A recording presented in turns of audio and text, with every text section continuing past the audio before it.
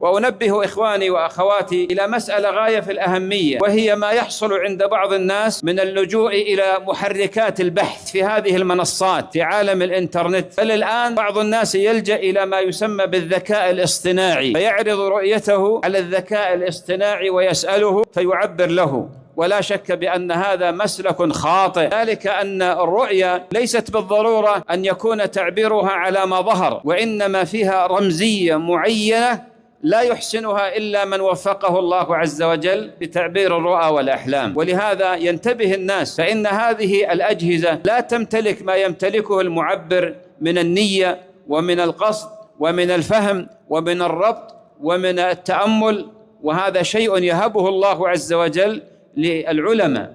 أما قضية اللجوء إلى الإنترنت أو اللجوء إلى المنصات أو الذكاء الاصطناعي فهذا نوع وضرب من العبث على الناس أن يتقوا الله عز وجل، خاصة وأن هناك منهجية في قضية التعبير. فالنبي عليه الصلاة والسلام أمر من يعبر بأن يبشر لا أن ينفر، لذلك قد تسأل هذه المنصات فيعطيك جوابا خاطئا، وربما جوابا زرع في نفسك الحزن وحبسك في دائرة القلق. أما العالم فإنه يبشرك ويقوم بنصحك وبدلالتك على الخير.